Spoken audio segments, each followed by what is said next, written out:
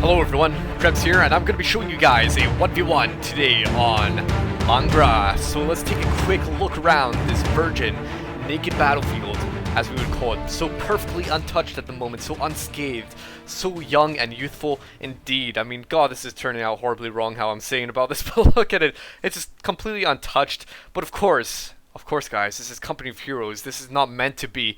This is meant to be the use of kinetics and how nothing can be stabilized. Nothing can be kept like this. Everything has to follow a law of disorder, and everything that is stabilized will eventually turn into disorder. So that is following some laws of kinetics. I'm sure you guys know all about it. Well, if you do physics, of course, right? But anyway, let's talk about Company of Heroes instead of this. Now, I've got two brief messages before we actually start on with the replay. The first message is I'm going to be doing these videos in a new format for you guys. Okay, so think of this as a slight change in the format of my episodes. But if you guys noticed in the last few episodes, I've been asking you guys questions at the end of the cast. These questions would lead on to the next cast where I would post up your comments, and so we could continue this continuous debate, getting you guys involved. So basically, every time I have an episode or every other episode, what I might do is post up a question, something related to the cast at the time. And basically, you guys can leave your comments in the comment box below. And then in the next cast, I will show you guys all the comments and give you feedback on what I think about them. Also, so you guys can check them out, stuff like that. And also, well, I think I might only do that maybe every episode or every other episode. So don't expect it every time. Might be at maximum every other episode. So there we go. So that is a new format. I'm just trying to get you guys involved and, you know, keep it exciting. Keep the community going together. Yes. Okay. And the final second message is thank you for all of you guys for supporting me towards this bowel cancer initiative. If you guys haven't already checked it out, please check out my bowel cancer video that I have had to do for a project for pharmacy in my year. It's a competition. Whoever gets the most views wins, and I've been very thankful for you guys who have checked it out so far. The views have absolutely skyrocketed, and I'll let you guys know again, just a few more 100 views and we will be doing that incentive of a double cast. And I have next time I'll be free to do that. It's probably Sunday, so I will probably do a double cast for you guys on Sunday. So please go check it out. I'm going to provide a link in the description just above and also in the description below, and I'm going to be harassing you guys with this link just right now and also at the end of the video so you guys can check it out. Okay, so anyway guys, let's get on started with this replay. I bet I've been talking for a few minutes already about nonsense, so let's get on started with the replay, what you guys are here for. Alright, so today, actually what we'll do is we're at the 5-second mark and we're going to be starting in 3 seconds. So in 3, 2, 1, and go! 6, 7, 8, 9, and 10. Alright, so here we go on to another round in the Company of Heroes realm. So here we go. Right, so what are we going to be looking at today? We've got a person who goes by the name of Garcia playing as the Wehrmacht. Now Garcia, do you guys know who Garcia is? If you have been looking at the leaderboards, maybe not. Well, he is in fact the rank 3, level 19 Wehrmacht player in 1v1. Wow, that is a feat upon itself. Now there's two level 19s, the rank 2 and the rank 3, right? So that he's indeed the rank 3, and that's a feat beyond ourselves, many of us. I believe not many of us would actually be at something equivalent to that, but that's definitely a feat upon itself. He's going to be playing against an American on the northern corner of Longra, going by the name of Blackberry User. I bet Blackberry User probably uses the iPhone. Boom tish. Yep, hit that drum. Why not? Okay, so anyway, Blackberry User is in fact actually Marina's. Now Marina's, if you guys don't know him, very popular guy in the Company of Heroes community. He's spanned many years now in this game, and we were talking about heroes in one of my last casts, and definitely Marina should be one of your heroes. In fact, he's going to be employing a strategy which is 4ES. If we actually switch on over to Blackberry User, you can see he's got four engineers. And now, one thing I'm going to actually mention, 4ES, you guys probably have used 4ES before if you played Americans. 4ES, Marina's actually came up with 4ES. Marina's, Blackberry User, the guy we're watching right now, is the actual father, you could say, of 4ES. He's the one that actually came up with 4ES back in 2008. I believe it was June 2008 on Game Replays, in sponsorship with his clan, the Reborn clan. And so it was actually, he's the actual father. He's the guy that came up with this. So he's going to be the one that's going to be employing it this round as well. It's a very effective strategy. It works very well. 4ES, basically pros and cons for engineers. Makes a lot of capping going out there. They can cap very effectively, and after that, snipers can be absolutely pesky against the Wehrmacht, for example, and also the engineers can get flamethrowers, so that's a double whammy effect. It's actually a very superior strategy, very good one. Alright, so for the Wehrmacht Garcia, he's actually gone for 4E S? 4E V? 4E Volks? I don't know. How about 4P Volks? So 4PV. Yeah, he's gone for that. So he's gone for 4 Pioneers, and he's got Volkswagen Squad. Interesting stuff. Maybe he was expecting this player to actually go for 4ES as well, or maybe he's just employed the strategy normally as well. Now, what we can actually see with a lot of higher ranked players, such as Garcia and Blackberry User, is that, well, they're actually, well, very, very good players, and they do very different things. Now, I actually think I forgot to mention, but Blackberry User is actually a very highly ranked player as well. Marinas, he's a very highly ranked player. As you guys can see right in front of your screens, very, very highly ranked in just about every single faction. Level 18 as Americans, level 16 right on around with the Wehrmacht and PE, and also level 12 the Brits. That is absolutely stupendous. That is crazy how good some of these people can be. So Marinas has many years of experience. He loves 1v1. He likes the competition. It's just absolutely perfect for him. So a lot of times with these pros, they actually employ strategies that we don't normally see. So maybe that's why 4E, 4 Pioneers, and then onto Volks is sort of a different strategy. We don't normally see that, do we? But maybe he's just trying to be a bit aware of 4E, 4ES on longer. Maybe he's just a bit afraid about it, but who knows really, okay? So Garcia, what else is he going for? He's going for 3 Volks Grenadiers. He's actually lost a Pioneer squad somewhere out in the field, so that is not too good that he's already losing a squad out there. But you know what I found a little bit funny here just a bit earlier was the Pioneers putting down a bunch of barbed wire right here. Now that is actually really funny because if you look at the building right here, there's only a few access points. That is right on this location and right on this location. I don't believe there's actually anything else. No, there's none at all. So there's only 2 doors, and the funny placement of this barbed wire just prevented the Americans from actually gaining access to it. Only the Wehrmacht had a funneling chance, but obviously the engineers managed to cut the wire, no problem, and so that's sort of negated nowadays. Alright, but look at that. We've also got a mine down from Blackberries, so from Marina. It's just placing a mine literally right there. So pretty funny that there's a mine right in front of that door. If the Wehrmacht try to go towards it, they'll either maybe go around it, but chances are these Pioneers, for example, if they try to go in there, they would get absolutely massacred by that mine. So what else do we got going on the right-hand side? We've got just a bunch of engineers capping away, but overall it looks like that the Wehrmacht have a lead in terms of VPs, in terms of strategic points, and pretty much everything. They've chased away the Americans, but the Americans are doing some really cool stuff. Look at the amount of mine usage from the beginning. Now it's sort of funny because, you know, you'd expect with 4ES strategy that the engineers would actually dive into flamethrowers as soon as possible. I believe in the guide outlined by Marinas, he actually does mention to go for flamethrowers, so it's actually quite funny that he's doing that. But look out how effective these mines are. I mean, the snipers are obviously going to be easy to be chased down by Volksgrenadiers, but look at that, the sniper being very smart, luring the Volksgrenadiers into the mines. Now, these mines, however, are very unfortunate here, but actually damaging the squads more than killing them, and that's sort of unfortunate for a sniper because they only kill, they don't really damage, do they? Alright, so we've also got an observation post on the left-hand side with the fuel, or the munitions, giving it a +8 advantage bonus from medium to effectively better than a high point. But that is just destroyed from the Pioneer squad, so not looking too good for the Americans. That's quite a bit of losses to be losing an observation post. That's 200 manpower. That is quite a loss, isn't it?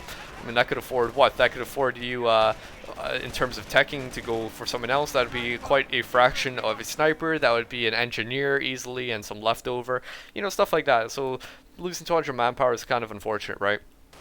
But overall, the Americans are really, really losing a lot of their points. I mean, this cutoff point is gone, and oh my gosh, we have a 4ES with double snipers right out on the field. Look at how effective that is. Just sniping away these guys. They're purely dead. These guys, their hats are off. Hats off to you guys because you are just plain old dead. You know, it might be a good idea to get a medic bunker down if you're going to go for such a heavily invested strategy. Oh my god, we've also got engineers landing on mines. So this is very funny. Both opponents are actually using mines galore. They're spamming mines like crazy. You can see just right over through the field how the engineers have put down mines, and also the pioneers are putting down mines.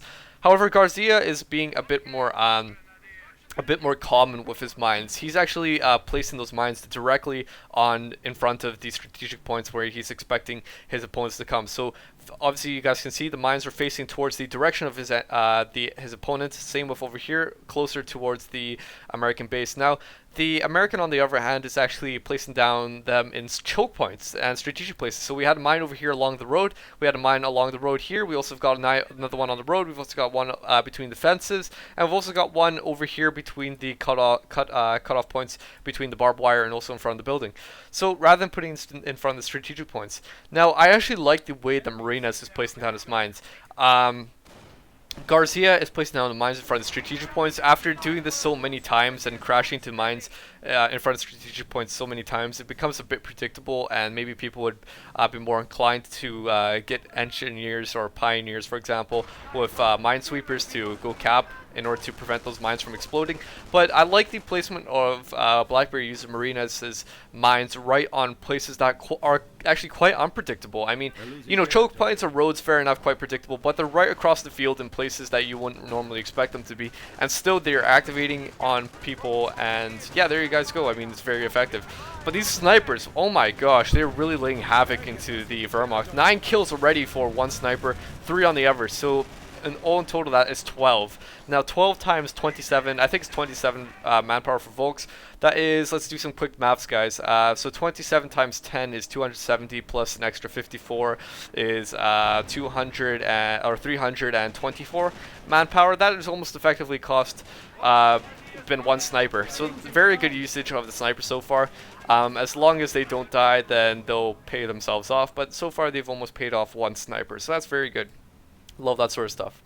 Okay, but oh no, the Americans are getting back their foothold on the center point, or the center and along the sides. They're also just capping away. We've also got a wee sandbag on the side here. I believe that who put that down actually? It was actually BlackBerry that put it down, so pretty cool that he's doing that. Get a bit of cover when you're trying to engage the enemy, right?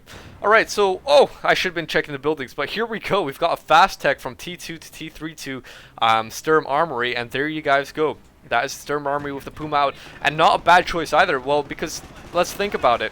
Okay, this sort of ruins the whole argument that I was going to go with, or the point that I was going to try to make, but let's think about the 4ES. Basically, with 4ES, you have no counters against vehicles. Absolutely zero. None whatsoever.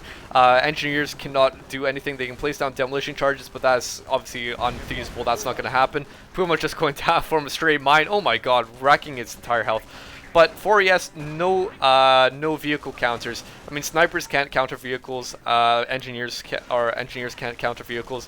And so, where do you get your anti-vehicle from? Well, there you go. Your doctrinal choices. You can either go for airborne or Rangers. Now, the nice thing about Rangers is that you don't actually have to spend munitions to get bazookas. Unlike the airborne, where you do have to spend munitions to get recoilless rifles, you can instead save your 125 munitions for the recoilless rifles to spend on either flamethrowers, 50 munitions each, or go for mines, 25 munitions each. All in all, you'd be using 5 mines per recoilless rifle spend, and that's pretty damn good.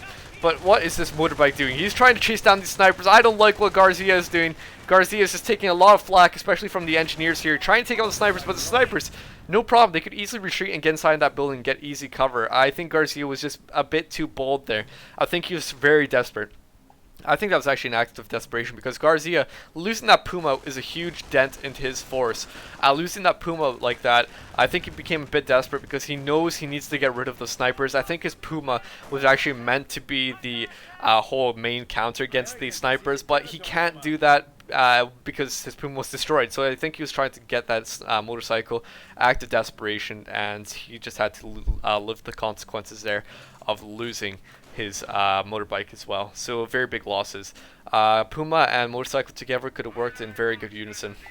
Very unfortunate because bazookas landing on that Puma, damaging it sufficiently enough for one mine to actually destroy over half health of that Puma. So there you guys go. Very good placement for the mines. I mean, look at that. We've got more mines coming down. Mines, mines, mines. I think we should really hit on this point. But guys, spam mines in your game. Even if you have munitions floating about, spam the heck out of mines. Now, I know a lot of you like to save munitions for howitzers. But, you know, think about it. I mean, how much is a howitzer shot? I can't shoot. I can't exactly remember. It's like 150 manpower or something, or munitions. Something like that, right? But think about 150 munitions. That's equivalent to 6 mines, and that could be very effective. Mines do a lot of damage. But what do we have out from the Wehrmacht? They've got a whole bunch of Volksgrenadiers and also a sniper out. Sniper gonna be acting as hopefully the counter sniper against Marinez's guys here. But there we go. Pioneers trying to pick up some of the mines. They actually did do that. However, we've got to be careful. Get this guy away because we've got snipers right there. Don't really know what's going on. It looks like an engineer squad went down, died actually, and and Marinas has actually gone up to a motor pool straight on after to get some anti-tank out. So helping with the Rangers definitely could help out if there was going to be any more Pumas coming out onto the field. Doctrine choices for Garcia. Let's take a look. Can't really see anything at the moment. Maybe you selected anything, but I haven't seen anything. Fair enough.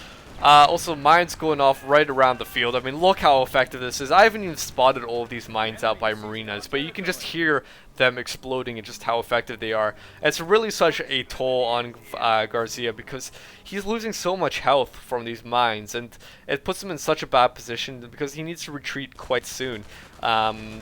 You know, because he doesn't have the health on his Volksgrenadiers, right? So another Puma coming out. Good to be seeing that. However, I don't know. I just think Garcia is in a very tough position, to be honest. I mean, he needs some sort of anti-tank because there's the M8 out in the field. Needs to be a bit careful. He really does. Because Volksgrenadiers, Panzerfaust, fair enough. Garcia's actually floating a lot of munitions, so he could afford quite a number of Panzerfausts. But what he's actually doing is upgunning his Puma to be effectively an anti-tank Puma. You know, it's not perfect anti-tank. It can't take on heavy armor, but a M8, no problem.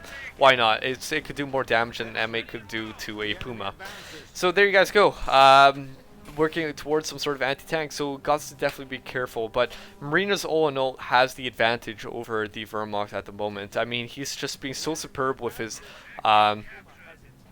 mines just right on across the field in such random places, so very effectively. And also, we've got the such a big mixture of units and just making so many dents into Garcia's army. I mean, look at this. So Garcia has so many Volksgrenadier squads, so many to reinforce because of these snipers, and so costly and gonna cost a lot on his manpower. So let's take a look at snipers. Where are they? One has 15 kills, absolutely insane. This Puma taking a lot of damage. In fact, it's just about to go down. M8 could easily chase it down if it wanted to and take it out. But that AT gun being so very effective. AT guns are meant to be inaccurate against Pumas, and they are, but still occasionally they will land on them and do quite a bit of damage. So M8 is coming on in. Maybe he knows he's going to be he's got a very good chance. And again, Marinas putting down mines on such great places. As soon as he chases away his opponent, the Wehrmacht, he just places down mines right on the front, because as soon as he needs to fall back a bit, he can lure them right into his mines. Just move these engineers about. Yep, there we go. Just to make sure that you don't give away you put down your mines. And it's just so absolutely crazy just how great some of these players are. I mean, Garcia was putting down quite a bit of mines, but I think Garcia's actually tailed off a bit on putting down mines. I think he's just so I think he's actually, I'm getting a sensation of desperatism from him. He seems quite desperate to actually do something at the moment that I think he's not actually focusing on putting down any mines himself. So he's got a lot of munitions to actually do something like that, but I don't know. I think he's just not even bothering with it at the moment. We've got some mines right here. And what is this? What? How did he know that there was a mine there? What? I'm actually really confused, guys. How did a BlackBerry user know that there was a mine there? I mean, he just started spewing some flames right on top of it. He doesn't have a minesweeper, and it didn't reveal it or anything, so... Hold on. Okay, I think... Okay, maybe... All right. Okay. Now I'm understanding it. Now, okay. Right. I had a thought of in my head of. Now I wasn't gonna accuse him of doing anything bad, but I think what he was actually predicting. Okay. Now remember what my point? What I was making a little bit earlier about becoming predictable. With your mine placements, I think that's what he was actually doing. He was throwing a bit of flames on top of that point because he might have been expecting, oh hey, there might be a mine on top of there, and he was doing it a little bit. Maybe he thought that that little bit of flamethrowers flames would be enough to actually destroy it. But I think he was a bit short on that, and so he was thinking, oh hey, I'll go place down a mine and go walk towards it because my flames didn't destroy anything, so I should be okay. And in fact, he actually didn't damage it enough to explode it, and so he crashed on into it. But there you go. Being Marinas is just such a damn smart player. I mean, as I said just a little bit earlier, I didn't actually know this. I was just saying it from my own mind that placing down mines in front of strategic points so consistently, it becomes, well, consistent and predictable. And there you guys go. Marinas just actually noticed such placement of the mines and just predicted of what was going on there. 2 snipers out for Garcia on the field. Garcia, 2 snipers. Oh god, this is so volatile. 2 snipers out for each faction. What is going to happen? Man, this is very, very volatile. I have no clue what's going to happen, to be honest. Let's see. A bit of presence on the left-hand side, but the main force is on the right-hand side. Oh, sniper just about to be revealed. And, oh no! Sniper's just taking out the pioneers who revealed that mine. Oh god. And quickly getting back into camouflage. That was like a split-second camouflage. The snipers for the Wehrmacht didn't have enough time to even counter-snipe them because they went back into camouflage so damn fast. That is really unfortunate. I believe it's like the first shot. I believe this is a bit more advanced if you guys don't know, but I believe it's the first shot out of camouflage. You can actually get back into camouflage very, very quickly. After that, it takes a little bit longer to get back into camouflage. Very specific situations, but it's something to keep in mind. First shot out of camouflage can actually make you get back into camouflage fast. So come on, counter snipes. We need these counter snipes desperately. Oh god, let's go back over here. And what are the snipers going to be doing? Propaganda war going down on top of the MG, but Garcia obviously not knowing that you can't propaganda war a stationary thing. You can't propaganda war AT guns. You can't propaganda war heavy machine guns because when they're already deployed, it does not happen. And so wasting 100 munitions right there. 2 snipers. Oh god, what's going to happen? They're retreating. And no! Oh no! They were killed. And that is the end of the game. Garcia obviously dropping out. So, after a game like this, you obviously know Garcia is a great player. However, after a game like this, you have to wonder, how is he ranked 3? Okay, I'm not putting him down in any way. I think he actually must have had a bad game. And, it's just everything, what turned out wrong with him in the beginning just kept on turning out wrong and wrong and wrong. I think you guys have been in that position before where you done one mistake and, it just kept on leading to other mistakes. I think Garcia was just going down a little bit down the hole there, a little bit down the drain. Obviously not knowing that propaganda war doesn't work on heavy machine gun teams or any stationary units. He should know that. Should know that if you've got a lot of experience in this game. But anyway, Blackberry user Marinas actually won that very effective counter snipe on the retreating snipers at the very end, actually. Killing both snipers now was just too much for Garcia. He knew that was over. There's nothing else he could do. So there you guys go. That is Marinas winning the match. Now, onto the questions from the last cast. So before we finish off this cast, I'm going to actually give back some feedback of what you guys thought. So right in front of the screen here, you guys can see all the messages from last week. Now, the question that I asked you guys was specifically about Panther Battle Group. Do you believe the Panther Battle Group is unbalanced? My argument was that I believed it was a little bit unbalanced because I thought it was a bit difficult to destroy 2 Panthers, and once you did, they would be able to afford another Panther Battle Group. Okay, so I'm going to go one by one through these comments. Now, these aren't all the comments. There's actually a lot more, but these ones were pretty much the main ones, and the other ones out there that I haven't put it up are pretty much just duplicates, about the same sort of topic. So Fnatic CM says, you don't need to be a pro to know that PE is overpowered, okay, or whatever you want to call it. And I don't talk about 2v2, I talk about 1v1. It's quite easy. Just build at least 4 grands, get some G43s, go T4, build the AT half track, first MA, whatever. A lot of people have a common consensus that PE is overpowered in this patch, and you know what, I don't really have an opinion on that one. I think PE, in my opinion, are just fine. You know, they do a lot of the same strategies, but all in all, it's just trying to be effective in countering those strategies. I don't think, you know, they're overly unbalanced. I think overall they're actually a quite balanced faction, considering that their units are so like glass cannons, 3-man squads, so easy to kill. All their light armor vehicles very easy to kill. So I don't really agree with that. But, you know, hey ho, we have all got different opinions. Now on to Cortias, who says, I think the Panther battle group is actually quite balanced. You have to get so much resource and research and resource spent to get it out, and if the allies don't have counters to tanks, by that point then the allies deserve to get stomped. Okay, now I've got an opinion about that, however I'm going to actually mention that towards the end. On to Calo Staffor. He says you can't prepare for double Panthers just like how you can't prepare for armored cars. It's just impossible because PE have so much less fuel to spend than American does, and it only costs 1,000 to get 2 and only gets 800 to get 1 Pershing. WTF, something's pretty wrong when PE just gets free manpower units with one click of a button. I think that's a little bit exaggerated.